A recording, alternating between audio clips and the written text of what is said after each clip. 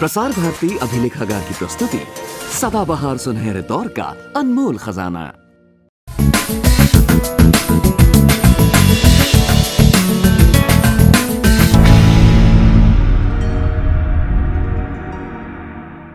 विदुषी के सीता वसंता लक्ष्मी का स्टूडियो में स्वागत करते हुए बहुत खुशी हो रही है।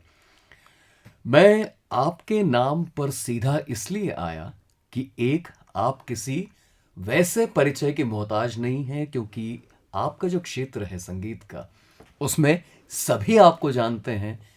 कितने ही छात्र होंगे जिन्होंने आपसे सीखा होगा और अभी भी सीख रहे होंगे। लेकिन श्रोताओं को मैं इतना बताना चाहूंगा कि वसंता लक्ष्मी जी कर्नाटक और हिंदुस्तानी दोनों शैलियों की निष्णात गायिका हैं, शिक्षाविद हैं और लेखिका भी हैं। इन्होंने एक किताब या दो किताबें लिखी हैं और एक अभी लिख भी रही हैं इन दिनों, जितना हमें पता लगा है। आपकी लंबी कार्य यात्रा में आप आकाशवाणी से भी जुड़ी रहीं जी। और अब मैं चाहता हूं कि आप श्रोताओं का अभिवादन करें। नमस्कार श्रोताओं, आप सबसे मिलकर बहुत खुशी हुई है। मैं सबसे पहले, क्योंकि आप हिंदुस्तानी कर्नाटक दोनों विधाओं में आपने सीखा है और काम किया है, और विदेश दौरों के दौरान आप पाश्चात्य शास्त्रीय संगीत से भी रूबरू हुई होंगी। तो सबसे पहला मेरा जो उत्सुकता है जानने की, मेरी उत्सुकता वो ये है कि तीनों शैलियों में बिल्कुल मतलब छोटे पैमाने पर पूछ रहा हूं मैं ये सवाल आपसे कि मूल एक अंतर ढूंढा जाए तो संगीत है, लेकिन क्या फर्क करता है तीनों में? सबसे पहली बात है कि पाश्चात्य संगीत में डिस्कॉर्डेंट नोट्स का परमिशन है। हमारे हिंदुस्तानी संगीत में या भारतीय संगीत में, मैं ऐसा बोलना प्रेफर करती हूँ, इसमें हम लोगों के लिए ऐसी गुंजाइश उपलब्ध नहीं है। अगर किसी राग के आरोह अवरोह लिखा गया है तो उसी पर, उसी ग्रिड के अंदर हमें चाल चलन राग की रखनी पड़ेगी। ये हमारे लिए कंपलसरी है और एक बंधन भी है, निबंधन भी है ये। अच्छा, तो फिर हिंदुस्तानी और कर्नाटक में कहाँ फिर अंतर आ जाता है? शुरुआत में सारे कर्नाटक शैली में ही हुआ करता था। हमारे 72 मेल करता राग, और ऑफ कोर्स शुरुआत तो हम लोग माया मालव गौड़ा से करते हैं, सरगम वगैरह, और हिंदुस्तानी प्रथा में बिलावल से किया जाता है। और यहाँ इंटरेस्टिंग बात यह है कि बिलावल में ही वेस्टर्न संगीत का भी उसी से शुरू होता है। नोट्स सारे मेजर लेके वो सरगम चलते हैं, जो आपके बिलावल है, जो हमारे शंकराभरणम हो जाता है। अच्छा, मुझे ये एक बात हमारी कर्नाटक संगीत की लगती है, जो मुझे ज़्यादा एक सिस्टम, एक विधि जैसे बना हुआ है, जिसमें शायद सीखने वालों के लिए ज़्यादा सुविधा है। वो ये है कि अगर आप माया मालव गौड़ा के स्वर प्रस्थान लेंगे तो एक कोमल ऋषभ है और एक तीव्र गांधार है और शुद्ध मध्यम है। एक स्वर से दूसरे स्वर तक जाने में अंतर जो है, स्टूडेंट के लिए, एक सीखने वाले के लिए बहुत इजी तरह से समझ में आ जाएगा। सरे ग म, सरे ग म, ये अंतर है शुरुआत के नोट्स पर। तो इसमें क्या होता है कि मुझे लगता है स्टूडेंट्स को ये सीखने में और एक नोट, एक स्वर और दूसरे स्वर के बीच का जो दूरी है, उसका अंदाज़ा लगाने में ज़्यादा आसानी होती है। वसंता लक्ष्मी जी, एक बात बताइए, अभी आपने जो सरगम का एक हिस्सा सुनाया, कर्नाटक में भी और हिंदुस्तानी में भी, तो साफ पता लगता है कि एक आम व्यक्ति को भी कि शैली में अंतर है। जब आप कर्नाटक संगीत सीख ही चुकी थीं, तो जब हिंदुस्तानी को एक्सपोज हुई आप, तो कोई विशेष चुनौती आई, क्योंकि आप एक सांचे में ढल चुकी थी पहले? 1971 में मैं लंदन से वापस आई थी, मगर मेरा सबसे पहला मुलाकात आकाशवाणी से 1966 में हुआ, जब आकाशवाणी कॉम्पिटिशन्स में मैं उपशास्त्रीय संगीत कर्नाटक शैली में द्वितीय पुरस्कार प्राप्त किया था। तब रिकॉर्ड करने के बाद, सीखने के बाद और गाने के बाद और जीतने के बाद वो 3 गाना गाने का मौका मिला था। वो बुकिंग देते हैं एक, उसमें गाने के बाद मेरे हस्बैंड ने कहा, 66 और 71 में 5 साल का अंतर भी है तो आ गया है। उस दौरान मैं यूके चली गई थी। यूके से वापस आने के बाद मेरे हस्बैंड को लगा कि मुझे रेडियो से गाना चाहिए। और जब मैंने रेडियो को अप्रोच किया तो भोपाल रेडियो में कर्नाटक संगीत का प्रसारण का वो नहीं, सुविधा नहीं थी। तो फिर हमने सोचा कि क्यों ना मैं कोशिश करके गीत गज़ल भजन गाने की कोशिश करूं। उस वक्त क्या था कि गीत गज़ल भजन तीनों का एक ही श्रेणी में ऑडिशन होता था, तो उससे मैं बहुत ज़्यादा परिचित नहीं थी उस वक्त। तब एक सिद्धराम स्वामी कोरवार जी थे भोपाल में, जो आकाशवाणी में भी काम करते थे। उनके यहाँ मैं जाके सीखना शुरू किया। पहले मैंने तबला वादन सीखा उनसे, तबला खरीदवाई मेरे से, तबला भी बजाती थी, बट आज मैं ये नहीं कह सकती कि मुझे बजाना आता है। पर उन्होंने बड़ी गायकी में मेरा सिखाना शुरू कर दिया था। 1 साल के अंदर अंदर उन्होंने कहा कि तुम कर्नाटक संगीत में ही रहो, मगर गीत गज़ल भजन में तुम ऑडिशन दे दो। ऐसा मेरा आकाशवाणी में 1971 मई 13 को पहला कार्यक्रम हुआ था। गुरुजी ने कभी डांट के कहा हो आपसे कि अरे अभी तक हिंदुस्तानी की तरफ मतलब पूरी तरह से आ नहीं पाई, अभी भी कोशिश करो, ऐसा कभी हुआ क्या? इसमें एक मज़ेदार किस्सा मैं सुनाना ज़रूर पसंद करूँगी। उसमें क्या था कि सिद्धराम स्वामी जी खुद स्टाफ आर्टिस्ट थे, मगर गीत गज़ल भजन में नहीं थे वो। उनसे पहले मैं इसमें पास हो गई, उसके बाद वो पास हुए थे। तो डांटने का मौका उनको मिला नहीं था, पर वो बहुत प्यार से और पेशेंस, शांति से मेरे को सिखाते थे, क्योंकि मेरी प्रोनाउंसिएशन हिंदी की बहुत अच्छी नहीं होती थी उन दिनों में। अब तो बहुत अच्छी है लेकिन। Thank you so much. अच्छा ये बताइए, अब ये हिंदुस्तानी कर्नाटक को बाइनरीज में ना देखते हुए हम थोड़ा सा अब जो समान विशेषताएं हैं दोनों की, जो कॉमन ग्राउंड है, उस पे मैं आता हूँ। एक आम व्यक्ति जब शब्द सुनता है हंसध्वनि, तो उत्तर भारत का अगर है वो या मध्य भारत का, तो शायद सोचेगा कि नहीं नहीं ये तो हिंदुस्तानी का राग है, और कर्नाटक वाला होगा तो वो तो सोचेगा ही कि हाँ दक्षिण का राग है ये।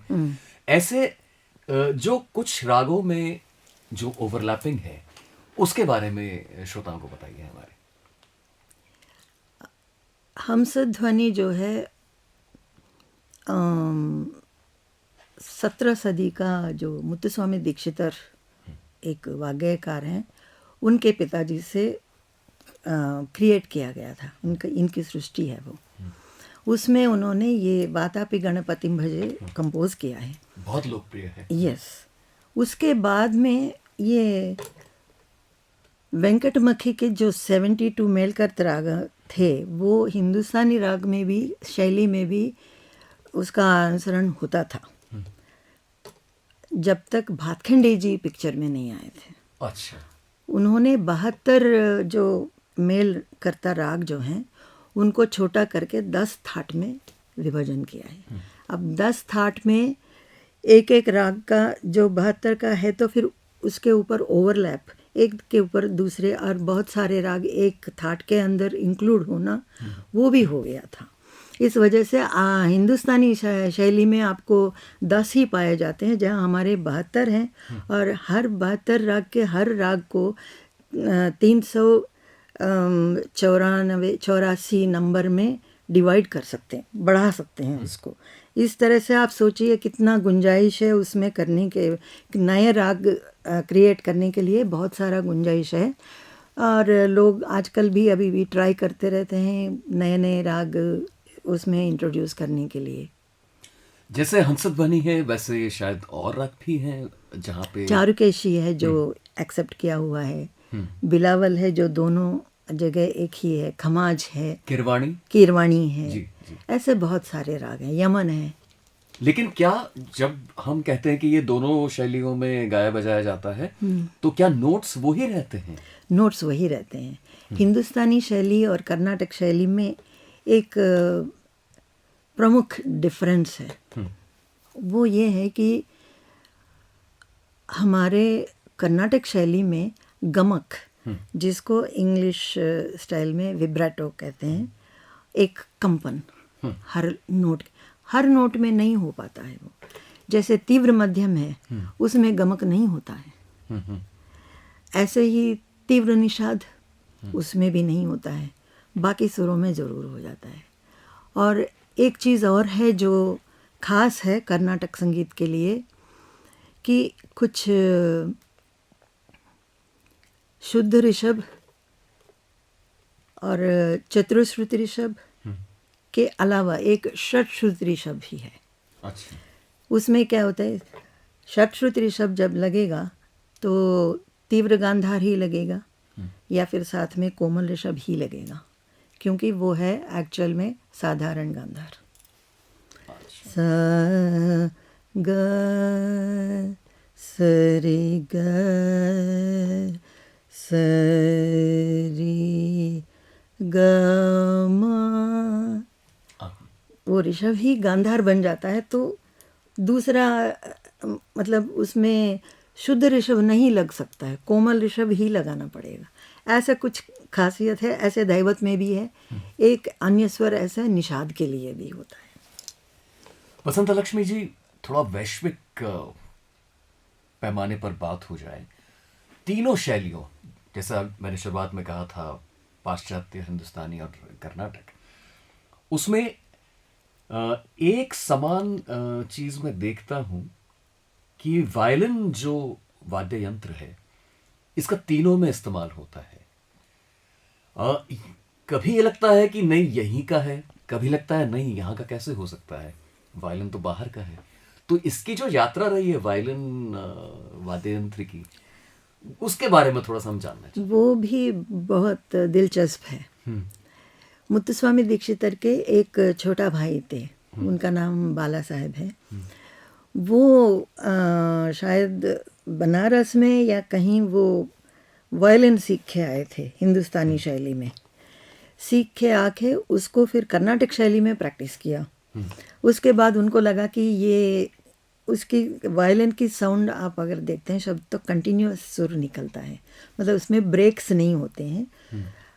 एक सुर से दूसरे स्वर में जाने के लिए एक मींड सी आती है बीच में, वो मींड गायकी में बहुत अच्छा सा उसको इस्तेमाल हो सकता था। वो उन्होंने पहचान के वायलिन का इस्तेमाल कॉन्सर्ट्स में, तब तक शायद वीणा या फ्लूट का होता था संगत, तो ये इसके लिए वायलिन का यूज़ करना शुरू किया।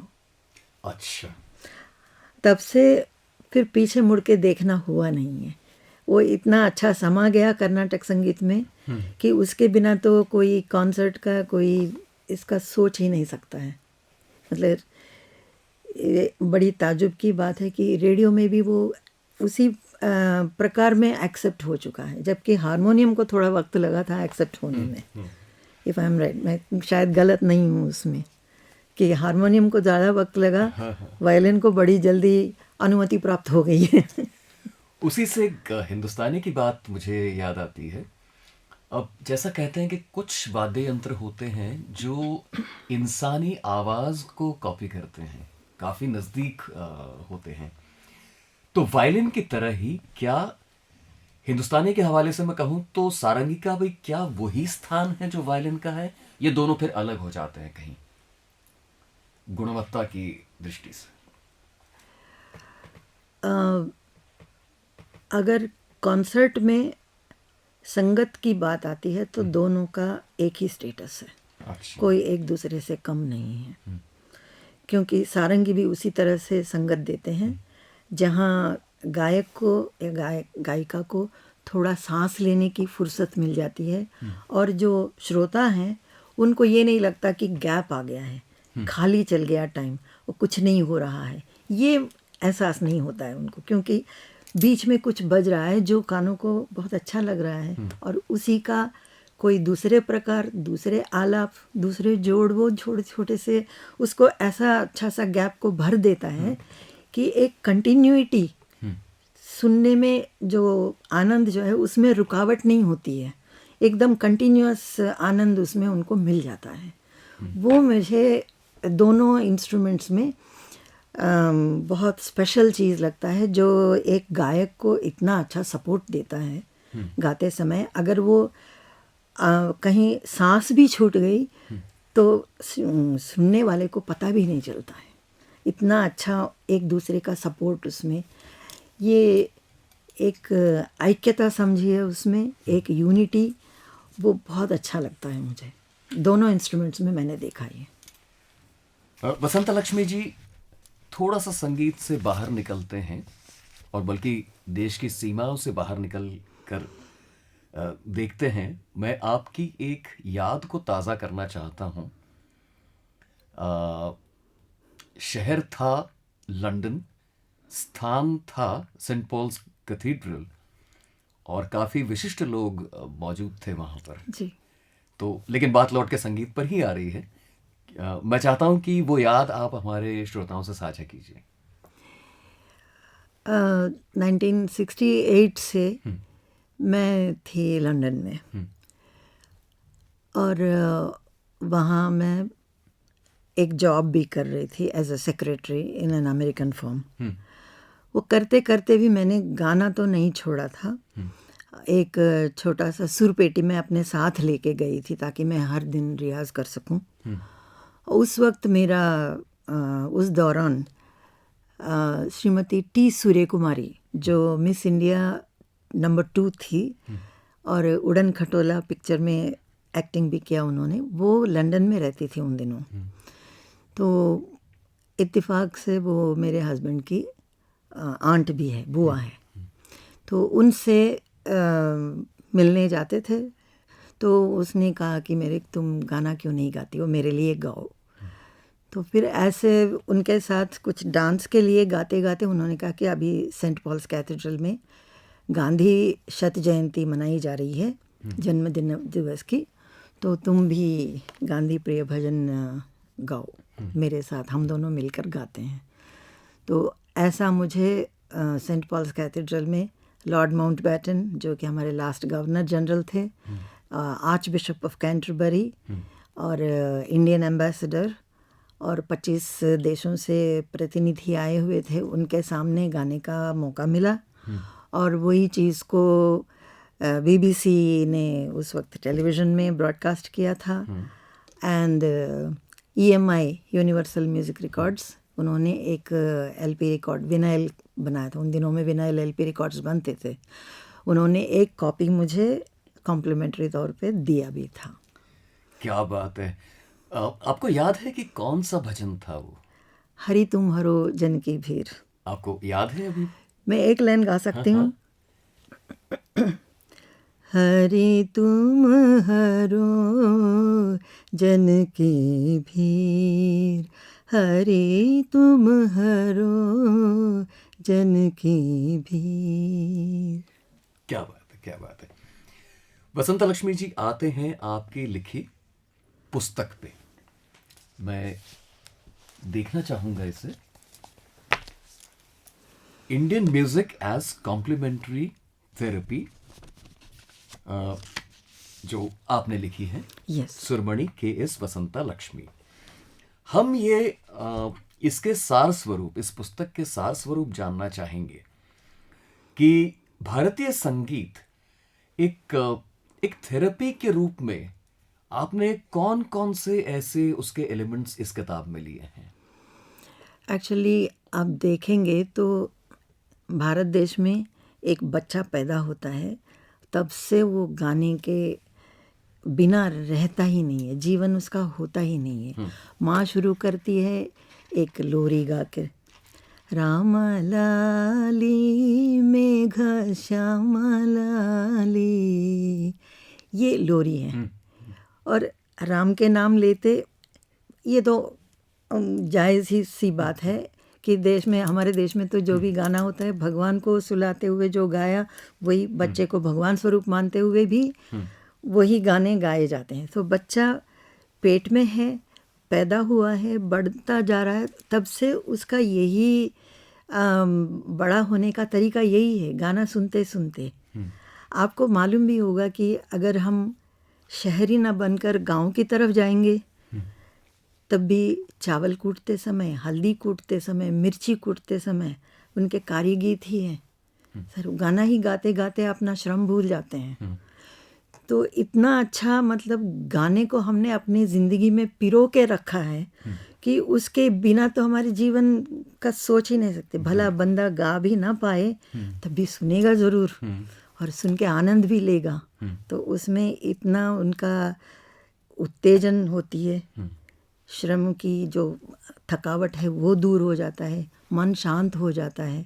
ये थॉट मेरे मन में आया था कि ये है कि हम गाने के बिना तो रह नहीं सकते हैं। शायद हर कोई गा नहीं सकता, मगर हर कोई सुनने वाला होता है ज़रूर। और गाने वाले की क्या कीमत जब तक सुनने वाला नहीं है। ये विचार से मैंने ये किताब लिखना शुरू किया था। इसको लिखने में मुझे काफ़ी वक्त लगा क्योंकि मुझे उसको समझना था कि हम ज़िंदगी में संगीत को किस तरह से लाते हैं और संगीत हमारी ज़िंदगी को किस किस तरह से छूता है। उसके बिना हम जी नहीं सकते, ये मेरा मानना है, धारणा भी है, मानना भी है। मैंने देखा पुस्तक में इंडेक्स में आपने मोज़ार्ट जैसे महान कंपोज़र का भी नाम लिया है। तो पाश्चात्य संगीत के दिग्गजों में से क्या इस पुस्तक में आपने उन्हीं को या उनके जैसे और भी लिया आपने? एक्चुअली आप देखते हैं कि हिस्ट्री में जिस वक्त मोज़ार्ट, बाख, इस तरह के संगीतकार थे, वो भी वाग्यकारक थे। गाना उन्होंने अपने खुद नोटेशन स्वर सहित लिखा हुआ है। इसी तरह से उसी समय इंडिया में, भारत में भी कुछ संगीतकार थे जिन्होंने उसी प्रकार से, ये बहुत आश्चर्य की बात है कि वही जो गोल्डन एज वेस्ट में माना जाता है, वही स्वर्ण युग हमारे देश में भी उसी वक्त से शुरू हो गया। करीब 13-14वीं सदी से पुरंदर दास से शुरू हुआ था। उन्होंने कर्नाटक संगीत का इतना अच्छा सा एक पूरा शिक्षणा क्रम दिया हुआ है। उसमें आपको सरली या सरगम से शुरू करके गीत है, अलंकार है, पूरा स्ट्रक्चर्ड। और उस निर्माण में आपको ताल के प्रकार भी मिलेंगे जो और किसी संगीत में, वेस्टर्न संगीत में भी आपको नहीं मिलेंगे। ये हमारे पास है, ये हम लोग शायद रिकॉग्नाइज कर रहे हैं, ये उसके इतना बढ़ावा देते हैं कि नहीं मैं जानती नहीं हूँ। पर जब भी मैं किसी को अपना वेस्ट में किसी के सामने मुझे थोड़ा भी प्रस्तुत करने का मौका मिला तो वो लोग बहुत आश्चर्यचकित हो गए थे कि अरे इतना अच्छा सा थ्योरी आपका लेआउट किया हुआ है।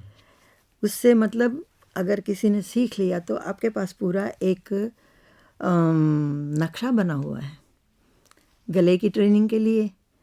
और आप सोचिए जब हम ताल हाथ से लेकर या तबले के साथ में हम जब गाना प्रैक्टिस रियाज कर रहे हैं तो आपके आंखें किताबें देख रही है, जो पहले सीखना है तो पढ़ना पड़ेगा। फिर आपकी आवाज़, आपकी सांस, मतलब आपके सारे शरीर के सारे अंग काम कर रहे हैं। ब्रेन टू हैंड कोऑर्डिनेशन है। और आप एक जगह स्थिर बैठे हो पर शरीर का ऊपरी हिस्सा सांस लेते हुए, पद को याद करते हुए, अगर मनोधर्म संगीत है तो उसमें नया क्रिएट करते हुए, उसको नई नई चीज़ों को मनोधर्म से नई उभारते हुए एक राग का हम जा रहे हैं, मतलब उसमें एक यात्रा ही कर रहे हैं। तो इस आपने प्रकार से। मोजार्ट के संगीत को भी इसमें मतलब थेरेपी के तौर पर कैसे उस तरह से लिया है आपने? मोट्सार्ट का नहीं लिया है ज़्यादातर मैंने, सिर्फ उनके जिक्र किया है इसके अंदर, अच्छा क्योंकि अच्छा। ज़्यादातर मैंने अपना भारतीय संगीत का ही ज़्यादा यूज़ इसमें बताया मैंने, क्योंकि इंडियन म्यूज़िक के बारे में ये एक बुक है, किताब ही भारतीय संगीत के बारे में है, तो मैं वेस्टर्न का ज़्यादा टच नहीं किया।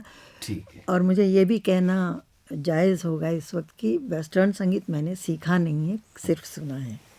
बसंत लक्ष्मी जी, घड़ी की सुई आप तो जानती हैं बहुत क्रूर होती है, रुकती नहीं है किसी के लिए। कार्यक्रम का समय समाप्ति की ओर जा रहा है। चलते चलते बहुत सारी बातें तो खैर रह गई, वो फिर कभी। लेकिन त्यागराज आराधना समारोह आने वाला है, हर साल होता है जनवरी के महीने में। और उस हवाले से अगर हम त्रिमूर्ति का उल्लेख ना करें तो मुझे लगता है कि बात अधूरी रह गई। तो उन तीनों की अपनी अपनी विशेषताओं को एक सार स्वरूप लेते हुए हम समापन की ओर बढ़ेंगे।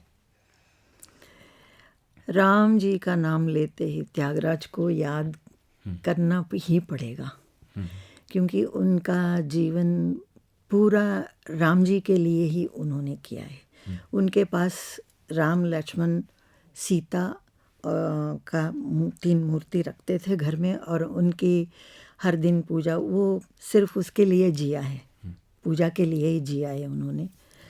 और भक्ति में 9 प्रकार के होते हैं। एक तो श्रवणम, कीर्तनम, स्मरणम, पादसेवनम, वंदना, अर्चना, दास्य, साख्य शक्ति, आत्मनिवेदन, वात्सल्य, कांताशक्ति, परम विरह शक्ति और मधुर भक्ति। ये 9 तरीके हैं। मधुर भक्ति या परम विरह शक्ति दोनों एक ही है।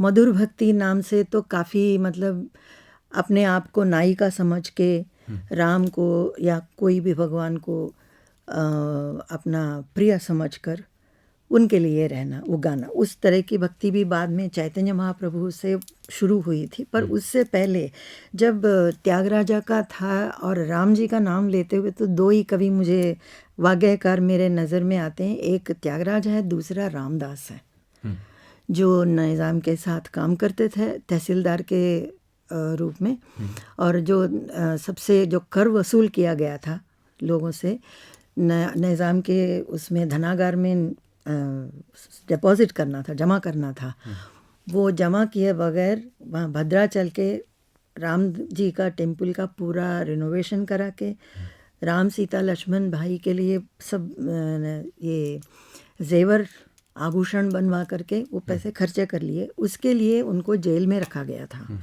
जब वो जेल में थे तो ऐसे लेजेंड बताता है कि राम और लक्ष्मण उनके असिस्टेंट्स के रूप में वेश धारण करके साक्षात्कार हो गया उनका, आके उनकी रिहाई करवा करके पैसे उन्होंने खुद जमा करके इनको फ्री कर दिया था। ये भी कहानी बताते हैं। और इनकी तुलना में त्रिमूर्ति के जो और 2 हैं, तो हम कैसे उनको? मुत्तुस्वामी दीक्षितर पूरा उन्होंने संस्कृत में लिखा है, और श्यामा शास्त्री जी का पूरा देवी उपासक थे वो, तो उनके सारे कॉम्पोजिशंस जो हैं पूरे देवी जी के ऊपर हैं। राम जी के बारे में या और किसी गॉड्स के बारे में उन्होंने लिखा भी हो तो इतना वो जनप्रिय नहीं है, इतनी लोकप्रियता उनको नहीं प्राप्त हुई है। आपने प्रभु श्री राम का नाम लिया तो मेरी भी उत्सुकता जागृत हो गई। आकाशवाणी के साथ आपका लंबा जुड़ाव रहा है, उसमें रामचरितमानस का भी, श्री रामचरितमानस का भी एक बिंदु आता है। आपको एक तो हाँ दोबारा से पूछना चाहूँगा कि रामचरितमानस चूंकि एक विशिष्ट विधा, एक गाने में, मतलब हिंदुस्तानी ही कहूँगा मैं, तो उसको जब आपने रेडियो पर गाना शुरू किया तो कभी कोई चुनौती आई, कभी आपको लगा कि नहीं मैं और अच्छे से, मतलब क्योंकि आपका इतना जखीरा है कर्नाटक शैली का, तो कैसे आपने उसको, या बहुत आसानी से हो गया? ये बहुत अच्छा सवाल आपने किया मुझसे। ऐसा उसको किसी भी चीज़ को मैं एक दिक्कत या मुश्किल समझ के देखती नहीं हूँ। हर चीज़ को मुझे अगर करने की इच्छा है तो मैं कोशिश प्रयत्न ज़रूर करके, जब तक जो रिकॉर्ड मेरे को कर रहा है, जो मेरे साथ गा रहे हैं, उनका जब तक उसके ऊपर मुद्रा नहीं पड़ती, वो जब तक नहीं कहते कि ये ठीक है, तब तक मैं प्रैक्टिस करती थी उनके साथ। और मुझे ये भी कहते हुए बहुत अच्छा लगता है मन में कि जितने भी मेरे साथ गाया था, राम किशन चंदेश्वरी जी हैं, जगदीश सिंह ठाकुर, अवधेश प्रसाद त्रिपाठी, और भी लोग हैं, सरवत हुसैन, ये सब लोग हमारे साथ रामचरितमानस का एक फीमेल आवाज़ में और एक मेल आवाज़ में रिकॉर्ड करते थे। और वो लोग हमको इतना हेल्प करते थे, जहाँ गलत हो गया कभी कभी 2 बार 3 बार भी रिकॉर्ड करना पड़ता बीच में रोक के। और उन दिनों में पैच वर्क का कोई वो था ही नहीं, आजकल भी रेडियो में नहीं है। और वो एक आपके लिए अच्छी टेस्ट है कि हम एक साथ में कम से कम 10 मिनट तो गा सकते हैं। वो उसको उस एंगल से देखा जाए, दृष्टिकोण से, तो वो एक अच्छी ट्रेनिंग थी। और आकाशवाणी को हम इसके लिए बहुत आभारी प्रस्तुत हम भेंट नहीं है, हम आभार हमारा एक्सप्रेस करना चाहते हैं, व्यक्त करना चाहते हैं, क्योंकि इतनी अच्छी ट्रेनिंग तो और कोई गुरु शायद ही दे सकता है। और हमको बहुत उत्साह दे करके, प्रोत्साहित करके कि और कर सकते हैं। इसके कॉन्सर्ट्स भी करवाया स्टेज पर। इसका यही उदाहरण है कि वो हमको कितना एनकरेज करते थे। उस दौरान गाई हुई कोई भी चौपाई याद है आपको? चौपाई तो याद नहीं है, पर एक चित्रकूट प्रसंग से एक दोहा मुझे बहुत पसंद है, वो मैं आपको गा के बता सकती हूँ। भरत तीसरे पहर कहाँ, कीन्ही प्रवेशु प्रयाग, कहत राम सिय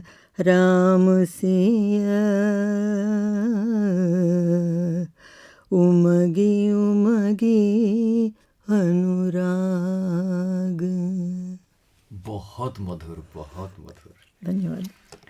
और बस चूंकि अब प्रभु श्री राम की बात चल ही थी, तो मैं भी अपनी एक उत्सुकता साझा करना चाहता हूँ आपसे। कर्नाटक संगीत में श्री राम का सार या नाम, ये इसका स्तर क्या है, कितना मतलब व्यापक तौर पर ये उपयोग में लाया गया है? ज़्यादातर वाग्यकार जितने भी लिखा है, इसमें एक बात मुझे सबसे पहले कहना पड़ेगा, भाषा कर्नाटक संगीत शैली के लिए कभी कोई अड़चन नहीं रही। जबकि साउथ में, दक्षिण भारत में 4 भाषाएं बोली जाती है, मगर ज़्यादातर गाने तो तेलुगु में हैं। रामदास जी का हुआ, त्यागराज का हुआ, श्याम शास्त्री का हुआ, अन्नमाचार्य का हुआ, और इन सबसे के साथ में एक नाम और मैं लेना चाहती हूँ। एक सुब्बराय कवि हैं, उन्होंने आध्यात्म रामायण कीर्तन भी लिखा है। अच्छा। उसमें खाली राम जी की कहानी और राम जी का वर्णन, हनुमान जी का सीता जी को हनुमान जी से रिक्वेस्ट करना, जब हनुमान जी सीता जी से लंका में मिलने गए, तो सीता जी लंका में बैठी हुई हनुमान जी को रिक्वेस्ट करती है, पूछती है, रामदासुडौ हनुमंता रावయ్యాయనే आकांता क्षेममा सूर्यवंशाम्बुधि चंद्र, ये पूछ रही है कि राम जी सकुशल हैं, उनके कुशल मंगल इंक्वायर कर रही है। ये इस तरह से उन्होंने इतना ब्यूटीफुली तेलुगु में, इतनी अच्छी तेलुगु में लिखा। और मुझे ये बात कहते हुए भी बहुत अच्छा लगता है कि चाहे वो कर्नाटका के हों, तमिलनाडु के हों, केरला के हों, ये कभी किसी गायक के मन में आता नहीं है कि ये तेलुगु में लिखा है, हम अपनी भाषा में क्यों ना गाएं। ये बात हमने आज तक, ये भेदभाव मैंने आज तक नहीं देखा है। राम जी को जितना सारे देश में, मेरी धारणा है ये, किसी और का हो ना हो, राम जी तो पूरा देश में एक्सेप्टेड गॉड है। कोई बुरी बात सुनी या कुछ तकलीफ हो गई तो आयो रामा बोलते हैं, हे राम बोलते हैं। अगर कोई ऐसी बात सुनी जो कहना नहीं चाहिए, ओरे रामा जी, ऐसा भी बोलते हैं। तो मतलब रामा का इतना अपने जीवन में इस तरह से बेजोड़ हिस्सा है, और उसको मतलब अलग नहीं कर सकते हम। वो है, उसके साथ मतलब हर सेंटेंस उसके साथ बन जाता है। गाड़ी से उतर रहे हैं, हे राम, राम राम जी, ऐसे। और जबकि हम एक दूसरे की अभिवाद भी करते हैं राम राम करके। मेरा तो ये लगता है मुझे मन में कि सारे देश का वो एक भगवान है जिसको कंप्लीट एक्सेप्टेंस है, क्वेश्चन नहीं है। विदुषी के सीता वसंत लक्ष्मी जी, आपके नाम में भी सीता है। जी। उसका भी एक कहानी है। हाँ। आप सुनेंगे तो बताऊं बताइए। मैं। पहला मेरा नाम रखा गया था सीतम्मा। देन मेरे 4 भाई हैं बड़े, वो सब ने मिलकर देखा कि नहीं नहीं, ये बेबी बहुत अच्छी लग रही है देखने में, तो इसको वसंत लक्ष्मी भी जोड़ना चाहिए। अच्छा। नहीं जोड़ा था, इसलिए वो जाके चादर वादर सब जला के आए थे। तो मेरे फादर डिस्ट्रिक्ट फायर ऑफिसर थे, तो सब मजाक कर रहे थे कि फायर ऑफिसर के घर में भी आग लगी है। तो तब मेरा नाम चेंज करके, चावल में लिखते हैं नाम हम लोगों में, वो फिर मिटा के सीता वसंत लक्ष्मी तब हुआ है मेरा नाम। सीता वसंता लक्ष्मी जी, आपके साथ बात करना सिर्फ एक सांस्कृतिक अनुभव नहीं, एक आध्यात्मिक अनुभव था मेरे लिए। आप समय निकालकर हमारे स्टूडियो आई आकाशवाणी, आपका बहुत बहुत धन्यवाद। आपसे बात करके भी मुझे बहुत अच्छा लगा। मैं सोचती हूँ कि मेरी जो भी बातें मैंने बताई श्रोताओं को भी अच्छे लगेंगे। ज़रूर, बिल्कुल लगेंगे। धन्यवाद। धन्यवाद।